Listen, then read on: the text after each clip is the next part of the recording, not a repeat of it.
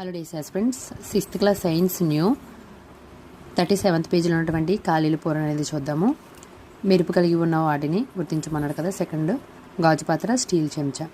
Matching వచ్చేసి పుస్తకం కలపతో, గ్లాసు గాజుతో, అలాగే ప్లాస్టిక్తో కూడా చేస్తారు. కుర్చీ కలపతో చేస్తారు, అలాగే ప్లాస్టిక్తో కూడా చేస్తారు. ఆట బొమ్మ ప్లాస్టిక్తో చేస్తారు, అలాగే కలపతో కూడా చేస్తారు. బూట్లు వచ్చేసి తోలుతో చేస్తారు.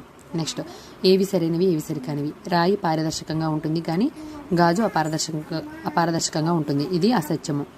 రాయి అనేది పారదర్శకంగా ఉండదు, అలాగే గాజు పారదర్శకంగా ఉంటుంది. ఒక నోటు పుస్తకము మెరుపుని కలిగి ఉండదు, ఎరేజర్ కూడా ద్యుతిని కలిగి ఉండదు. సో ఇది కూడా అసత్యవాక్యము.